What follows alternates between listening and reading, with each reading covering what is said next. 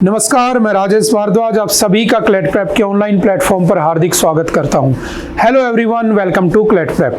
जैसा कि आप सभी को पता है, हम हर वीक एक इम्पोर्टेंट टॉपिक डिस्कस करते हैं जो हमारे प्रीवियस वीक का सबसे मोस्ट इम्पोर्टेंट टॉपिक होता है, जो हमारे एग्जाम में आने लायक होता है।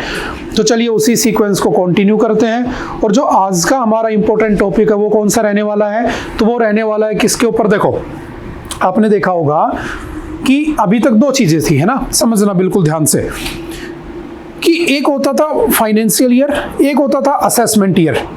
तो लोगों में बड़ा कंफ्यूजन होता था, है ना, कि what is financial year, what is assessment year. तो बेसिकली फाइनेंशियल ईयर वो होता था जो प्रीवियस ईयर होता था, यानी कि 1 अप्रैल से लेकर 2025 से लेकर और 31 मार्च 2026 तक जो ईयर होगा उसे कह देते थे फाइनेंशियल ईयर। फिर उस ईयर में जो तुमने पैसा कमाया, उसकी जो तुमने ITR फाइल की है ना, उसका जो टैक्स पे किया गया, उसको कह देते थे असेसमेंट ईयर। यानी कि द ईयर फॉलोइंग, किसको फॉलो करने वाला, फाइनेंशियल ईयर, उस ईयर को असेसमेंट ईयर कह देते थे। और लोगों में जो मेरी तरह थोड़े कमजोर लोगों में बड़ा कंफ्यूजन रहता था, यार ये क्या डिफरेंस क्या हुआ, समझ नहीं आता था। तो इस बार हमारी पार्लियामेंट में 13 Feb 2025 को एक बिल रखा गया, इनकम टैक्स बिल। और उसके अंदर इस बार जो है तुम्हारा year 2025-2026, that means from 1 April 2025 to 31 March 2026, इस ईयर को अब से ना तुम फाइनेंशियल ईयर कहोगे, ना तुम उसे असेसमेंट ईयर कहोगे, तुम उसे क्या कहोगे, टैक्स ईयर कहोगे। तो याद रखना, इस नए इनकम टैक्स बिल में इस असेसमेंट ईयर और इस फाइनेंशियल ईयर को चेंज करके क्या नाम दे दिया गया है, टैक्स ईयर नाम दे दिया गया है। तो याद रखना, अब से ये क्या कहलाएगा, न्यू टैक्स ईयर, जो कब से स्टार्ट होगा, 1 अप्रैल 2025 से, और कब तक चलेगा, 31 मार्च 2026। और इसके अंदर हमारी सरकार ने क्या क्या चेंजेस किए हैं, क्या क्या चेंजमेंट किए हैं, 1 अप्रैल से क्या क्या चेंजमेंट हो चुके हैं। तो आई होप कि आप में बहुत से लोगों को पता होगा, बहुत से लोगों को नहीं पता होगा। तो हम जो भी चेंजमेंट हुए हैं, हम उन सबको एक बार डिस्कस कर लेते हैं। ठीक है, चलते हैं, स्टार्ट करते हैं। सबसे पहले आता है, देखो फाइनेंशियल ईयर कहां से स्टार्ट होता है। जैसे मैंने अभी डिस्कस किया था कि सर 1 अप्रैल से लेकर 31 मार्च को। तो इस बार सबसे इंपॉर्टेंट चीज क्या हुई थी कि जो हमारा बजट आया था ना, जो हमारा बजट आया था 1 फेब, याद रखना बजट हमेशा कौन प्रेजेंट करता है, फाइनेंस मिनिस्टर। ठीक है, अगर बजट को फरवरी के महीने में प्रेजेंट नहीं किया जाता है तो जो फाइनेंस मिनिस्टर होता है उसको रिजाइन करना पड़ता है। तो पहले ये जो था बजट वो प्रेजेंट होता था on the last day of the Feb, लेकिन कुछ टाइम पहले से इसको प्रेजेंट किया जाने लगा है 1 फेब को, ताकि कुछ गलती भी हो जाए तो गद्दी ना छोड़नी पड़े, बेसिकली ना, समझ रहे हो बात को। तो आपसे क्वेश्चन पूछता है कि सबसे पहली बार बजट कब आया था, तो हम बिल्कुल स्टार्टिंग से इसको डिस्कस कर लेते हैं। तो बजट का मतलब क्या होता है कि हम कितना इनकम करते हैं, कितना एक्सपेंडिचर करते हैं, और उसके अंदर अगर कुछ डेफिसिट निकल के आता है, यानी कि ज्यादा खर्चा हो गया, तो हम उसे क्या कह देते हैं, फिस्कल डेफिसिट। जैसे एज एन इंडिविजुअल मान लो मेरी तनख्वाह 10,000 रुपए और मैं गलती से 13,000 रुपए खर्च कर देता हूं, तो मेरे पास जो 3,000 रुपए एक्स्ट्रा खर्च हुए वो मेरा फिस्कल डेफिसिट हो गया। अगर मैं अपने आप को एक देश मान लूं तो इस बार का मेरा जो बजट है वो कितने का रहने वाला है, 50.65 लाख करोड़ रुपीस का। मेरा इस बार का जो डेफिसिट है वो कितना है, तो 4.4% का डेफिसिट फिक्स किया गया है। तो पूरे साल भर में सरकार इतना पैसा खर्च करेगी। सरकार इनकम कहां से करती है, तो टैक्स की फॉर्म में, जैसे GST, जिसके बारे में हम डिस्कस करेंगे, गुड्स एंड सर्विस टैक्स, है ना। सरकार इनकम कहां से करती है, तो जितने भी कॉर्पोरेट टैक्स, जितने भी डायरेक्ट इनडायरेक्ट टैक्स होते हैं, ठीक है, आपकी बेसिकली किसी भी तरह का कोई भी टैक्स मान लो, ठीक है, कस्टम ड्यूटी मान लो, वेट मान लो, उनसे जो पैसा आता है वो सरकार की इनकम है। और सरकार जो तुम्हारे ऊपर खर्च करती है, चाहे वो कोई स्कीम मान लो, चाहे रिटायर्ड एम्प्लॉयज की सैलरी मान लो, पेंशन मान लो, है ना, कोई गवर्नमेंट स्कीम हो गई, प्रधानमंत्री गरीब कल्याण योजना, गरीबों को 80 करोड़ गरीबों को 5 किलो राशन बांटना हो, इनमें जो पैसा खर्च होता है, हेल्थ फैसिलिटीज पे, वो सरकार का एक्सपेंडिचर होता है।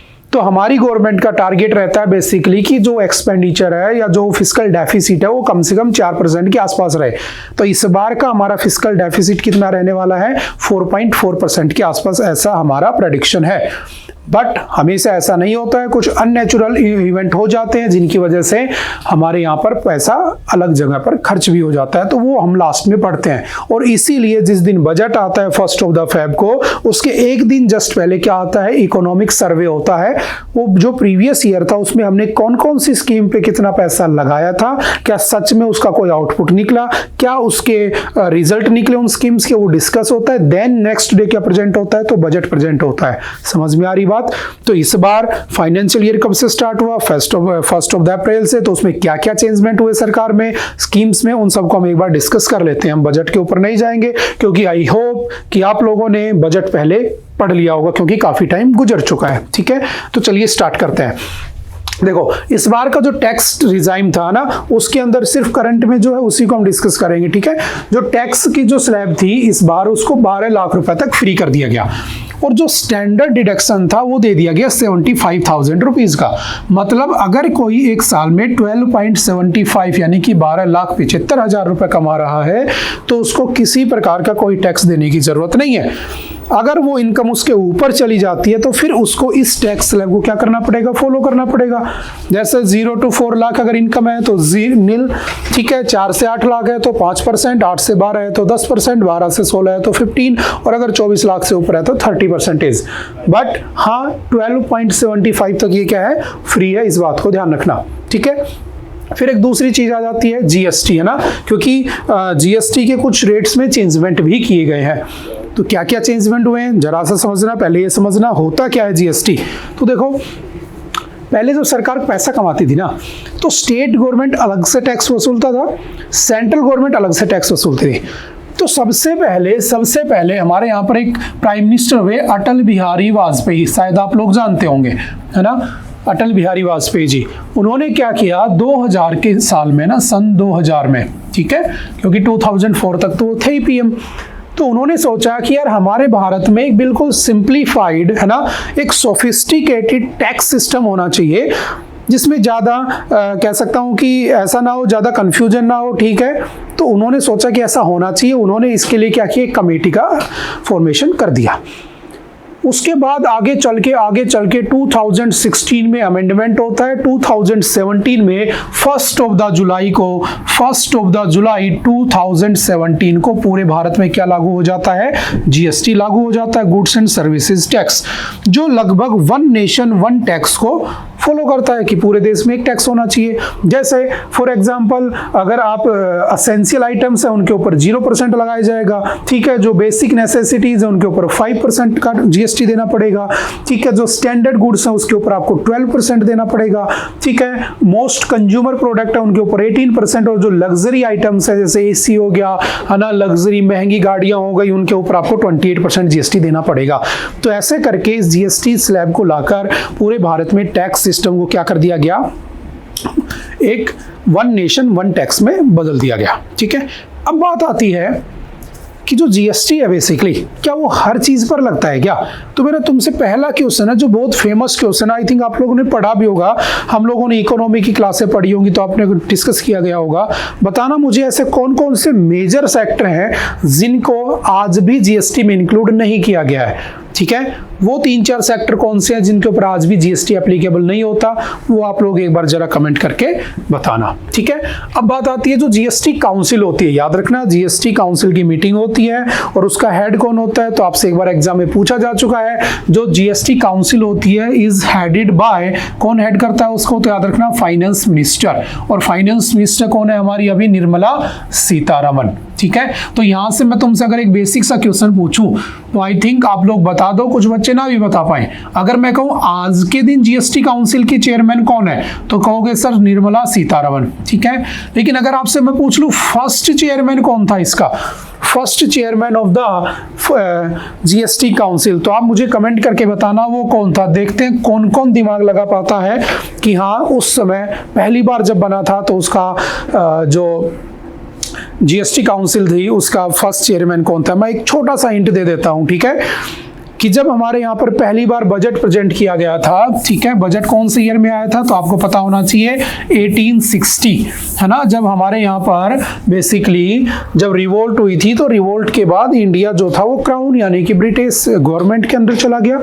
तब उन्होंने 1858 के एक्ट के बाद भारत में टैक्स इंट्रोड्यूस किया, भारत में उन्होंने बजट इंट्रोड्यूस किया। तो याद रखना 1860 में ही सबसे पहले भारत में बजट आता है, और लाने वाला कौन था? तो याद रखना जेम्स विल्सन। कौन था? जेम्स विल्सन, जो भारत में पहली बार बजट प्रेजेंट करता है। और उसी समय इन्होंने इनकम टैक्स स्लैब भी बनाया था। अब जब यहाँ पर इनकम टैक्स की बात हो रही है तो मैं उसको भी थोड़ा सा डिस्कस कर लेता हूँ।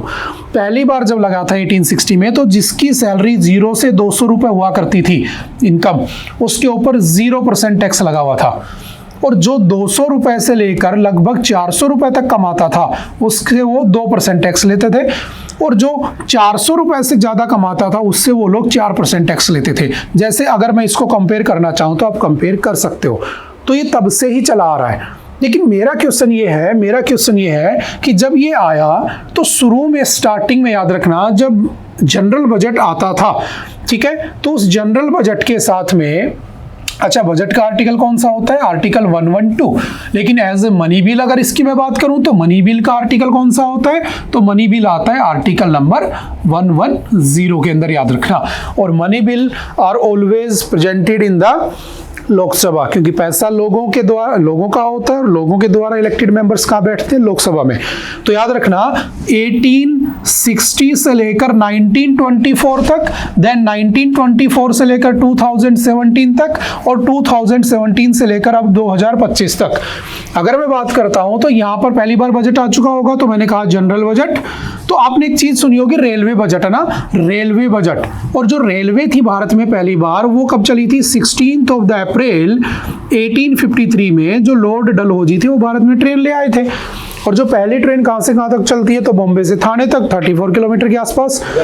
तो उस समय जो रेलवे बजट था और जो जनरल बजट था, वो साथ साथ आते थे। लेकिन 1924 में एक कमेटी बनती है, एकवर्थ कमेटी। उस एकवर्थ कमेटी की रिकमेंडेशन के बाद इस रेलवे बजट को अलग कर दिया जाता है जनरल बजट से।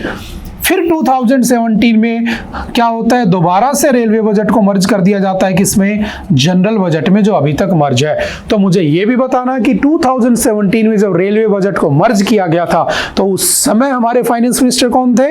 या मैं ऐसे पूछ सकता हूं कि जब जीएसटी काउंसिल का, पहली जीएसटी काउंसिल का चेयरमैन कौन था? वो भी आप मुझे बताओगे। तो दोनों के आंसर सेम ही है, ठीक है। तो कुछ कुछ चीजें आपको नहीं भी पता चली होंगी, ठीक है। अब थोड़ा सा आगे बढ़ जाते हैं कि सर जीएसटी काउंसिल में लोग कितने होते हैं? तो जीएसटी काउंसिल में बेसिकली 33 मेंबर्स होते हैं, जिसमें 2 तो होते हैं सेंटर से, और 31 मेंबर्स होते हैं 28 स्टेट और 3 यूनियन टेरिटरीज से होते हैं, ठीक है। तो इस बात को भी ध्यान रखना। अगर मैं जीएसटी की बात करूं तो कुछ बेसिक पॉइंट याद रखना। GST bill was first introduced in 2014 as the constitution, ठीक है, 122nd अमेंडमेंट बिल। और याद रखना who is known as the father of the GST in India? तो अटल बिहारी वाजपेयी जी को ही उसका फादर ऑफ जीएसटी कंसीडर किया जाता है। क्यों ऐसा होता है? इसलिए ऐसा होता है क्योंकि उन्हीं का सपना था कि एक सोफिस्टिकेटेड और एक सिंप्लीफाइड टैक्स सिस्टम होना चाहिए भारत में, ठीक है। तो इसको भी ध्यान रखना। अगर पूछे कौन सा अमेंडमेंट था, तो 101st कॉन्स्टिट्यूशनल अमेंडमेंट था। कब होता है? तो 2017 में। कौन सा आर्टिकल स्टेट को भी पावर देता है जीएसटी से टैक्स वसूल करने की? तो आर्टिकल 246। कौन से आर्टिकल में जीएसटी के बारे में लिखा हुआ है? तो आर्टिकल 279 का ए पार्ट। ये कुछ फैक्चुअल डाटा भी याद रखना, ठीक है। उसके बाद उसके मेंबर्स की बात की गई है। The council is devised in such a way that the centre will have 1/3 voting power and the states have 2/3 voting power. The decisions are taken by 3/4 of the majority. उससे डिसीजन लेके tax लगा दिया जाता है। Goods and service tax is value-added tax system that is levied on the supply of goods and services in India. It is comprehensive indirect tax that was introduced in India on 1st of the July, ठीक है। One nation one tax कैसे काम करता है? तो देखो, the GST Council receives decisions in its meeting by majority of at least 3/4 of the weighted votes of the members present and voting. A quorum of 50%। quorum क्या होता है? कि मिनिमम रिक्वायरमेंट उसमें वोटिंग करने के लिए। जैसे पार्लियामेंट जो होती है हमारी, उसके अंदर मिनिमम कोरम क्या होता है? 1/10, ठीक है। यानी कि अगर लोकसभा में 545 मेंबर है, आज के दिन 543 है, तो अगर 543 का 1/10 निकालो तो 54.3, यानी कि 55 मेंबर्स अगर वहां प्रेजेंट नहीं होंगे तो वर्किंग ही नहीं होगी। उसे हम कोरम कह देते हैं। उसका आर्टिकल 101 है, ठीक है। 100 में लिखा है उसके बारे में, ठीक है। तो याद रखना यहाँ पर कोरम 50% माना जाता है। सेंट्रल गवर्नमेंट की जो वोट पावर 1/3 होती है, जो अभी हमने पीछे डिस्कस किया था। The recommendations of the GST council were earlier considered binding, but in 2022 the Supreme Court in Union of India versus Mohit minerals private limited case ruled that they are not binding as both parliament and the state legislatures have simultaneous power to legislate on the GST. तो वो binding नहीं होती कि state को माननी पड़ेगी, ठीक है। तो याद रखना क्या क्या चेंजमेंट हुआ है जीएसटी में। तो थोड़ा सा अगर हम आगे चले तो याद रखना जो होटल्स होते हैं जिनके पास दिन की एक जो इनकम है 7,500 रुपए से प्लस है, उनके ऊपर जो जीएसटी है वो पहले 5% होती थी, अब उसको बढ़ाकर 18% तक बढ़ा दिया गया। इस बात को याद रखना, ठीक है। ये उसमें थोड़ा सा चेंजमेंट इस बार किया गया है, ठीक है। नेक्स्ट चेंजमेंट क्या है तो याद रखना पैन आधार लिंक। अगर आपका पैन कार्ड आपके आधार कार्ड से लिंक नहीं है तो आप उसको करा लीजिएगा, क्योंकि उसकी जो लास्ट डेट है वो अब जा भी चुकी है 31 मार्च 2025। अगर आपने ऐसा नहीं किया है तो याद रखना आपका जो अकाउंट है फ्रीज कर दिया जाएगा। अभी भी अगर आप करते हो तो आपको 1000 रुपीज की फाइन के साथ करना पड़ेगा, और ऐसा 2022 से चला आ रहा है। 2022 में लास्ट डेट थी। मैंने खुद पर्सनली अपने आधार कार्ड को लिंक करने के लिए 2023 में 1000 रुपए पे किए थे, ठीक है, वरना तुम्हारे अकाउंट को फ्रीज कर दिया जाएगा। इस बात को ध्यान रखना। और क्या चेंजमेंट हुआ है? चेंजमेंट ये हुआ है, आपने एनपीसीआई का नाम सुना होगा, national payment corporation of India. NPCI was formed in 2008, है ना। इसी के अंडर में यूपीआई बना होता है, यूनिफाइड पेमेंट इंटरफेस, है ना। तो जो यूनिफाइड पेमेंट इंटरफेस है वो बना था 2016 में। और आज कौन है जो यूपीआई को नहीं जानता है ना, सब यूपीआई का यूज करते हैं। लेकिन ध्यान रखना, अगर तुम लोगों ने अपने पैन और आधार कार्ड को लिंक नहीं किया है, और जो तुम्हारे पास नंबर से जो तुम्हारा यूपीआई कार्ड बना है, आईडी बनी है, उस यूपीआई आईडी को आपने बहुत टाइम से एक्टिवेट नहीं किया है, या वो नंबर तुम्हारा बंद हो गया और किसी और के नाम पर नंबर चला गया है, फिर भी तुम्हारी यूपीआई आईडी उससे लिंक थी, तो वो सब क्या हो जाएंगी? फ्रीज कर दी जाएंगी, डीएक्टिवेट कर दी जाएंगी। तो ये कुछ चेंजेस उसमें किए गए हैं इस बार, ठीक है, थोड़ा सा याद रखना। अगर मैं बात करता हूं पैन कार्ड, तो याद रखना सबसे पहली बार पैन कार्ड 1972 में इसका कॉन्सेप्ट भारत में आया था। उसके बाद इसको इनकम टैक्स एक्ट ऑफ 1961 के सेक्शन 139 के में इसको मैंडेटरी कर दिया गया, और उसके बाद से 1976 के बाद से इसको क्या कर दिया गया? सभी के लिए मैंडेट कर दिया गया। अगर मैं बात करूं आधार कार्ड की, तो याद रखना आधार कार्ड सबसे पहले, देखो जब पहले वाली पार्टी थी तो आधार कार्ड लाना चाहती थी, अपोजिशन अपोज करता था, फिर वही पार्टी जो अपोज करती थी पार्टी में रूल में आ गई, उसने क्या कर दिया? जीएसटी उसको आपके आधार कार्ड को इंप्लीमेंट कर दिया। और जो आधार कार्ड बिल था, याद रखना, it was introduced in the Lok Sabha as a money bill, जिसका केस अभी भी सुप्रीम कोर्ट में पेंडिंग है। ध्यान रखना क्या हुआ इसमें, तो याद रखना सबसे पहला आधार कार्ड जो है जिसमें आपके 12 डिजिट होते हैं। कई बार ऐसे क्वेश्चन भी आ जाते हैं आपके एलेट और MHCTS एग्जाम्स में, याद रखना बिल्कुल फैक्चुअल क्वेश्चन। सबसे पहले कब बना था? 2009 में, ठीक है। सबसे पहला आधार कार्ड किसका बना था 2010 में? तो याद रखना रंजना सदाशिव सोनवाने, ये पहली महिला होती है जो कि एक महाराष्ट्र में गांव से ट्राइबल वुमेन होती है, जिसका क्या बनता है? पहला आधार कार्ड बनता है। तो आधार कार्ड कब से बन रहे हैं? 2010 से। इंट्रोड्यूस कब हुए थे? 2009 में। आधार बिल कब आया था? 2016 में। And it was presented as money bill, वो बात की बात है, ठीक है। और क्या है समझना, क्या चेंजमेंट हो गई 1 अप्रैल से? तो याद रखना यूनिफाइड पेमेंट स्कीम जो है वो सेंट्रल गवर्नमेंट एम्प्लॉइज के लिए इंप्लीमेंट कर दी गई है। मतलब क्या है, अगर आप सरकारी सेंट्रल गवर्नमेंट के एम्प्लॉई हैं और आपके 25 साल आपने कम से कम जॉब की है, उसके बाद अगर आप रिटायरमेंट लेते हो तो आपकी जो लास्ट सैलरी थी, जो कि पिछले 12 मंथ की लास्ट सैलरी थी, उसकी जो एवरेज निकाल के उसका 50% आपको क्या मिलेगा? पेंशन मिलेगी। ये है यूनिफाइड पेमेंट स्कीम, यूपीएस जिसको कहते हैं, यूनिफाइड पेंशन स्कीम बेसिकली। समझ में आ रही है बात? तो क्या हुआ, अगर 25 साल तक की सर्विस है और गवर्नमेंट एम्प्लॉइज हो सेंट्रल गवर्नमेंट में, तो आपके लास्ट 12 महीने की सैलरी का 50% आपको एज ए पेंशन मिलेगा। तो आपने कई बार सुना होगा old pension, new pension and unified pension.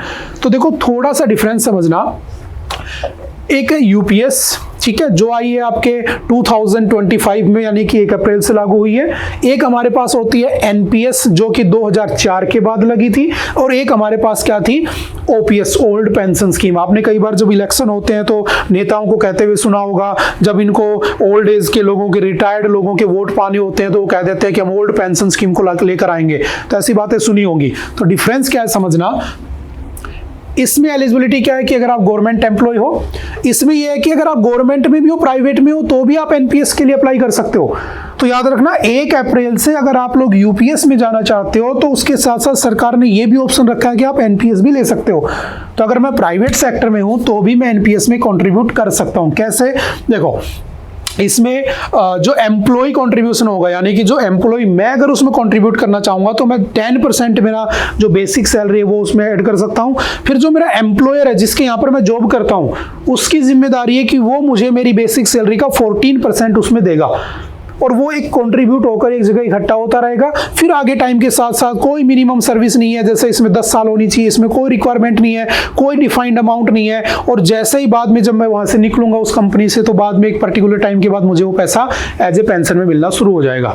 लेकिन ये सेंट्रल गवर्नमेंट के लिए थी, ये गवर्नमेंट और प्राइवेट दोनों के लिए है। तो अभी कौन सी चल रही है? अभी ये वाली चल रही है। इसमें जरूरी नहीं है 25 साल की जॉब करना, याद रखना, ये बेसिक डिफरेंस याद रखना। इसमें 10 ईयर ऑफ मिनिमम, अगर आपने 10 साल कम से कम जॉब की है तो भी आपको क्या मिल जाएगी? पेंशन मिल जाएगी। और मिनिमम पेंशन कितने से स्टार्ट होगी? आपकी 10,000 रुपए से स्टार्ट होगी। बात समझ में आ रही है? और अगर आपकी बीच में डेथ हो जाती है तो आपको 60% जो पेंशन वो आपके फैमिली को दे दी जाती है। तो कई बार बेसिक क्वेश्चन आ जाता है यूपीएस क्या है, एनपीएस क्या है। तो यूपीएस 2004 में स्टार्ट हुआ था, और जो 2025 में, और एनपीएस कब स्टार्ट हुआ था? 2004 में। ठीक है, उससे पहले भारत में ये चलती थी। ये सिर्फ रिटायर्ड गवर्नमेंट एम्प्लॉइज को दी जाती थी। 50% जो उन्होंने की लास्ट सैलरी ली थी उसका मिलता था। ठीक है, 10 साल मिनिमम रिक्वायरमेंट थी, उसके बाद आपको ये पेंशन दे दी जाती थी। ठीक है, तो सिंपल सा याद रखना। लेकिन अब भारत में क्या स्टार्ट हो गई है? यूपीएस को स्टार्ट कर दिया गया है। और याद रखना, अगर किसी के पास म्यूचुअल फंड है, किसी के पास डीमैट अकाउंट है, तो उसको भी आपको केवाईसी दोबारा कराने की नीड रहेगी। अदरवाइज तुम्हारे अकाउंट को क्या कर दिया जाएगा? फ्रीज कर दिया जाएगा, बंद कर दिया जाएगा। ये भी उसमें प्रोविजन है। और अगर मैं म्यूचुअल फंड की बात करूं तो पहला म्यूचुअल फंड भारत में किसका आया था? तो यूनियन ट्रस्ट ऑफ इंडिया, जो कि 1963 में बनी होती है। ठीक है, 1993 में प्राइवेट सेक्टर को भी अलाउ कर दिया गया था म्यूचुअल फंड इंडस्ट्री में। 1996 में security and exchange board of India, शायद आप लोगों ने पढ़ा होगा। अगर मैं कहूं कि मुझे पैसा इन्वेस्ट करना है तो देखो मेरे पास 2 ऑप्शन है। ठीक है, बेसिकली एक आपने सुना होगा बीएससी, बॉम्बे स्टॉक एक्सचेंज, एक आपने नाम सुना होगा एनएससी, नेशनल स्टॉक एक्सचेंज। तो जो पहले भारत में बना था वो था बॉम्बे स्टॉक एक्सचेंज, और वो एक ट्रेडर ने, एक बिजनेसमैन ने एस्टेब्लिश किया था, प्राइवेट था। और वो कहाँ पर बना था? मुंबई, दलाल स्ट्रीट। शायद आपने वो सीरीज देखी होगी स्कैम 1992, है ना, दलाल स्ट्रीट। और ये कब बना होता? 1875 में। और याद रखना, BSc was the first stock exchange board of Asia. Bharat का भी पहला था, एशिया का भी पहला था। और अगर मैं कहूं दुनिया में सबसे पहले कहां पर बना था स्टॉक एक्सचेंज बोर्ड, तो याद रखना वो 1602 में नीदरलैंड में बना था दुनिया का पहला एक्सचेंज बोर्ड। भारत में 1875 में बीएससी। फिर बीएससी के उसकी मोनोपोली ना हो जाए तो उसको कम करने के लिए हमारी सरकार ने एनएससी को इंट्रोड्यूस कर दिया, नेशनल सिक्योरिटी एक्सचेंज। ठीक है, और जो आपका नेशनल सिक्योरिटी एक्सचेंज आया बेसिकली ये कब आता है? 1992 में। ठीक है, इसका जो बेसिकली इसकी जो हेडक्वार्टर है वो कहाँ पर है? तो ये भी मुंबई में बनी हुई है। और इन दोनों में अगर तुम पैसा इन्वेस्ट करते हो और तुम्हारे पैसे के साथ कुछ फ्रॉड ना हो जाए तो तुम कहाँ जाओगे? तो उसके लिए इन्होंने एक ऑफिस बना दिया, एक डिपार्टमेंट बना दिया, SEBI, securities exchange board of India. ये तुम्हें इसमें इन्वेस्टेड पैसे के लिए सिक्योरिटी प्रोवाइड कराता है basically SEBI. SEBI was formed in 1988, but SEBI was formed as statutory body. Statutory body कब बनता है? 1992 में। ठीक है, और ये काम करना कब शुरू करता है? 1994 में। और ऐसे ही जो एनएससी था उसको 1993 में किसका पार्ट बना दिया जाता है? किसके अंडर डाल दिया जाता है? सेबी के अंडर डाल दिया जाता है। तो बेसिकली सेबी इन दोनों को कंट्रोल करता है और कुछ नहीं है। और हाँ, हालांकि अगर आप पढ़ रहे होगे अच्छे से तो मैंने बीच में एक बार पढ़ाया था कि हमारे यहाँ पर एसएससी भी आने वाला है। ठीक है, सोशल स्टॉक एक्सचेंज, यानी कि हम जो पैसा कमाते हैं जैसे स्टॉक मार्केट में, ऐसे एक सोशल स्टॉक एक्सचेंज आने वाला है जिसमें जो पैसा जनरेट होगा उससे हम एनवायरमेंट के लिए क्या करेंगे? काम करेंगे, पेड़ पौधे लगाएंगे, ग्लोबल वार्मिंग को रोकेंगे, वो जो कार्बन एमिशन हो रहा है उसको कंट्रोल करेंगे। तो मेरा तुमसे एक लास्ट क्वेश्चन है इसमें बीएससी से कि मुझे बताना दुनिया के कौन कौन से ऐसे दो देश हैं जो एसएससी को ला चुके हैं, सोशल स्टॉक एक्सचेंज, और भारत इस पे विचार कर रहा है, ध्यान रखना। और एक तुमने यहां से एक न्यूज और सुनी होगी, T+1 साइकिल। तो दुनिया में दो ही देश हैं जो T+1 साइकिल पर चलते हैं, पहला है चाइना, दूसरा इंडिया बन गया था लास्ट ईयर। यानी कि अगर आपने अपना स्टॉक बेचा तो स्टॉक की जो वैल्यू है वो आपके अकाउंट में विद इन 1 डे आ जाएगी। ऐसा करने वाला भारत दुनिया का दूसरा देश बना था और भारत T+0 पर भी काम कर रहा है। भारत बोले तो सेबी उस पर काम कर रहा है, यानी कि आपने अभी शेयर बेचा, तुरंत आपके अकाउंट में पैसे आ गए घंटे भर के अंदर, तो वो क्या है T+0। तो ये वाली जो न्यूज चल रही है उसको थोड़ा सा ध्यान रखना, ठीक है। उसके बाद चलते हैं नेक्स्ट, पॉजिटिव पे सिस्टम। देखो इस बार जो 1 अप्रैल है उससे एक नया चेंजमेंट हो गया है कि आपको जो पॉजिटिव पे सिस्टम रहेगा ना, क्या होता है पॉजिटिव पे सिस्टम, मान लो मैंने किसी को चेक दिया, अब वो फ्रॉड कर गया मेरे साथ, तो ऐसा नहीं होना चाहिए। मैं अगर किसी को चेक देता हूँ 50,000 से ऊपर की वैल्यू का, 50,000 रुपीज से ऊपर की वैल्यू का, तो मुझे उसमें क्या करना होगा, मुझे उसमें बेसिकली लिखना होगा उसकी बैंक की साइट पर या बैंक में ये पूरा का पूरा डेटा देना होगा कि मैं किसको दे रहा हूँ, किसके नाम पर चेक दिया है, कितने रुपए का चेक दिया, किस दिन मैंने चेक बनाया था, ताकि उस फ्रॉड से मुझे बचाया जा सके। तो ये पॉजिटिव पे सिस्टम भी अब लागू कर दिया गया है। और होटल्स हैं जो 7,500 रुपए से ज्यादा पर डे का चार्ज लेते हैं, उनके ऊपर 18% जीएसटी लगा दी गई है। और मुझे बताना किस किस प्रोडक्ट पर जीएसटी नहीं है, जो मेजर इंडस्ट्रीज है वो आप मुझे बताओगे, ठीक है। जो टोल प्राइसेज हैं उनको भी धीरे धीरे कहा गया है कि पूरे भारत में 5 रुपए से 10 रुपए तक बढ़ा दिया गया है। तो ये कुछ मेजर चेंजमेंट हुए हैं जो कि कहां पर किए गए हैं, इस 1 अप्रैल से अगले 31 मार्च तक तुम्हें देखने को मिलेंगे। प्रायोरिटी सेक्टर लैंडिंग में भी चेंजमेंट हुआ है आरबीआई ने। आरबीआई क्या है, आपका सेंट्रल बैंक ऑफ इंडिया, ठीक है, जो 1935 में बना था, यंग हिल्टन कमीशन की रिकमेंडेशन पे बना था, है ना। इस आरबीआई ने क्या कहा, कुछ चेंजमेंट किए हैं।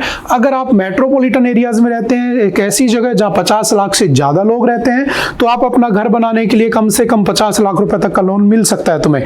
तुम एक ऐसी जगह रहते हो जो अर्बन है, जिसमें पॉपुलेशन 10 से 50 लाख के बीच में है, तो आपको वहां पर अप टू 45 लाख रुपीज तक का ही लोन मिलेगा। और अगर आप रूरल एरियाज में रहते हो, गाँव में रहते हो, जिसकी पॉपुलेशन 10 लाख से कम है, तो आपको लगभग 35 लाख रुपए तक का लोन मिल जाएगा। ये कुछ मेजर चेंजमेंट है जो इस बार से 1 अप्रैल से क्या कर दिए गए हैं, इनेक्ट कर दिए गए हैं। अब आप कहोगे कि सर क्या दोबारा से ये इनेक्ट नहीं हो सकते क्या, क्या चेंज नहीं हो सकते क्या? तो याद रखना, जीएसटी काउंसिल की मीटिंग टाइम टू टाइम होती रहती है 2-3-4 महीनों के अंदर। तो नेक्स्ट जीएसटी काउंसिल की जब मीटिंग होगी तो उसमें हो सकता है कुछ मेजर नए चेंजेस भी कर दिए जाएं।